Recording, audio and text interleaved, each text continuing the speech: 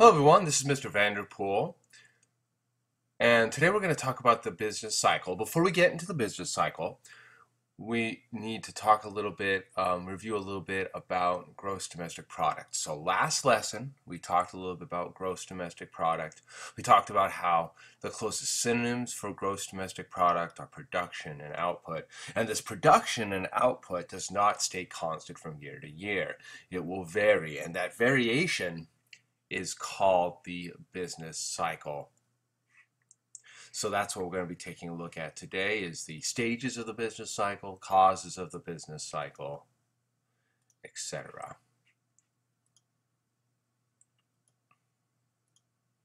So the United States GDP and the GDP of other nations as well is not constant from year to year. Instead, gross domestic product will grow in most years and then shrink in some years. And these ups and downs in gross domestic product over time is referred to as the business cycle. And it's a cycle that every nation has to endure.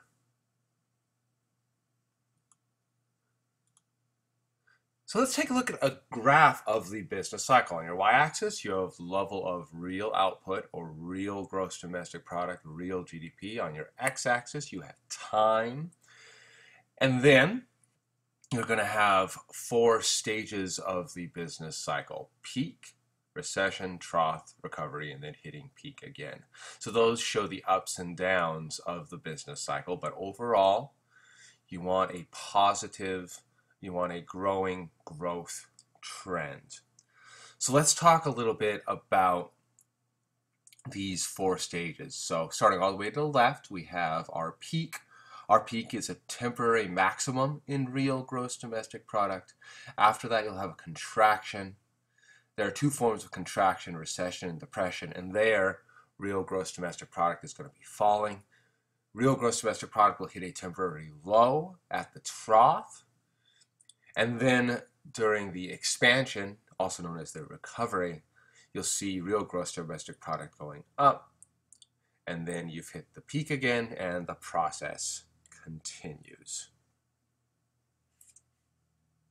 Now, next we're going to look at these 4 stages in a little bit more detail. So let's start off with the peak.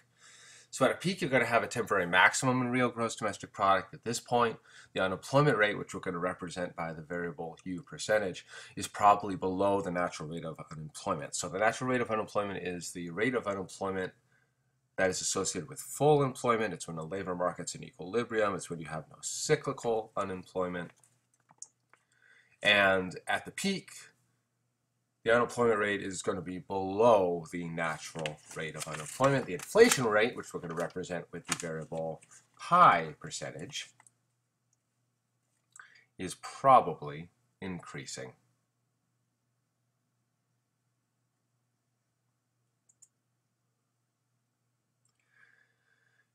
After the peak, you'll have a contraction. There's 2 forms of contraction. There's recession and there's depression. So with recession, that's the contractionary phase of the business cycle.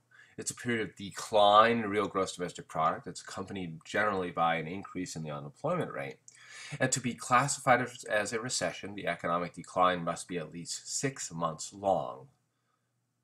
So if you have 2 consecutive quarters, because the business year is divided into 4 quarters, so if you have 2 consecutive quarters of falling real gross domestic product, you have a recession. Now, a depression is generally just considered a severe recession. There are other definitions for it. Some I've heard a depression is a recession that lasts 2 or more years, or from peak to trough, you have decline in real GDP of greater than 10%. There's various definitions out there, but the most common definition for a depression is that it is a severe recession. And the best example of a depression in U.S. history is the Great Depression.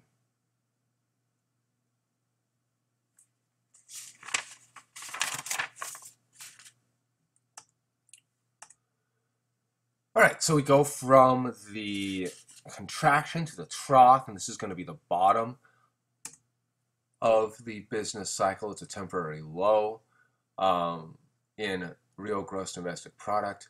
Here, the unemployment rate's probably going to be pretty darn high, and the inflation rate is probably going to be low. I want you to notice that in these 4 steps of the business cycle that the unemployment rate and the inflation rate are inversely related. So for example, with trough, here you have the unemployment rate's high, inflation rate's low. This relationship between unemployment and inflation is given a name. It's called the short-run Phillips curve, and at the end of the year, we're going to talk a little bit more about that. So you hit real gross domestic product hits its temporary low in the trough, and then you start having the expansion, also known as the recovery. And at this phase of the business cycle, the economy is returning to full employment, and real gross domestic product is going to be growing. So it's very important that you know what's happening to real gross domestic product at all 4 stages. It's at its temporary maximum in the peak, it's falling during the contraction, it hits a bottom during the trough, and then it starts growing during the recovery.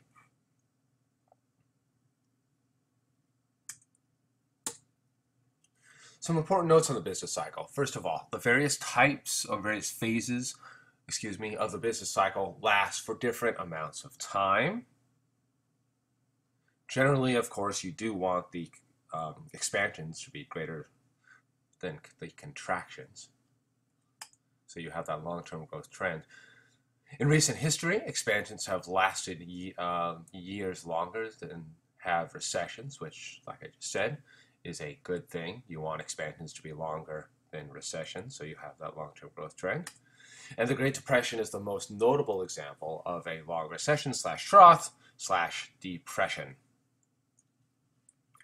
Now we're going to move on to one of the most debated topics in economics, which is what are the causes of the business cycle? Many economists believe one of the primary causes of the business cycle is the irregularity of investment. Prospects about the future will encourage or discourage investment. And that's going to change gross domestic product because there's going to be a change in gross private investment. And that change in gross private investment changes gross domestic product, and that change in gross domestic product is going to change the business cycle. You also have changes in productivity. There's going to be times when there's going to be new technologies that are going to make people more productive, and there's going to be times when you're not going to have that, and that productivity can change the business cycle.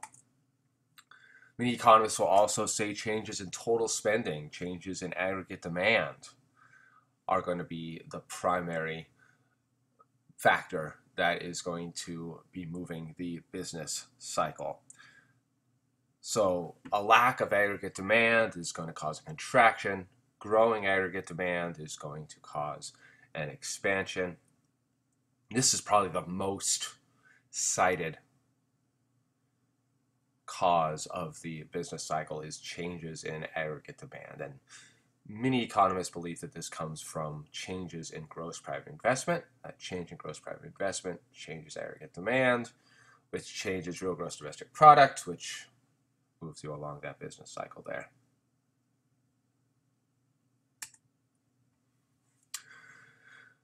And we've already talked about this, but durable goods manufacturing is the most susceptible to the effects of the business cycle. Durable goods can be postponed during a recession. You don't have to buy them now. Non-durable goods, you kind of have to buy. So if you have that new car you want to buy, you can hold on to the old one because it's a durable good.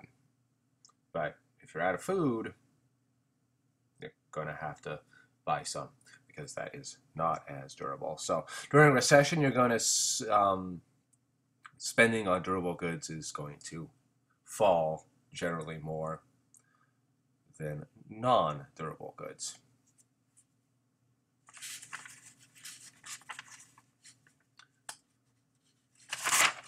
Now, business cycles have become less severe for various reasons. A couple of the big ones, there's been technological advances in supply chain management. Basically, companies have become better at anticipating the business cycle so they won't overproduce and have a lot of things in inventory. That's important. You have structural changes in the US economy when you have what's called creative destruction, which is an idea that Joseph Schumpeter came up with, which basically says that you have certain firms that will innovate, and as those that innovate will be the ones that will survive, and the ones that do not will be destroyed ultimately. That idea can create structural changes in the economy and can affect the business cycle. How you have these firms entering and exiting the market can have an effect on the business cycle. And then finally, the business cycle over the past several decades has been starting to be managed by both the Federal Reserve as well as the President and the Congress. So the Federal Reserve uses what's called monetary policy. And to go back a little bit, the Federal Reserve is our nation's central bank, and they do a bunch of different things. And we're going to talk about that more at a later time. But one of the big things that they do is monetary policy, moving money in and out of an economy. And by doing that, they can influence the business cycle. And the President and the Congress can do the same thing using fiscal policy, but the tools of fiscal policy are government spending and taxes. So the President and the Congress can change government spending, they can change taxes, and this can influence the business cycle.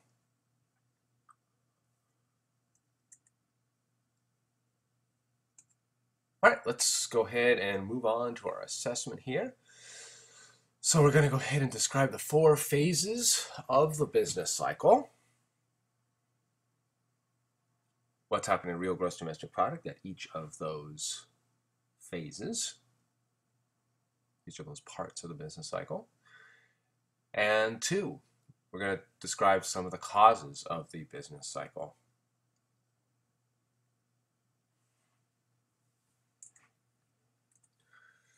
Then for the summary, we're going to describe what we've learned today.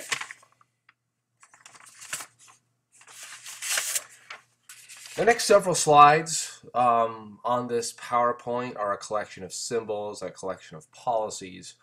Basically, the reason I'm including this with this PowerPoint is so you have a collection of the symbols we're going to be using throughout the course. You have a collection of some of the policies we're going to be using throughout the course. So if you ever have a question about a symbol or a policy, you can go back to the PowerPoints on this PowerPoint and look up the symbol or the policy.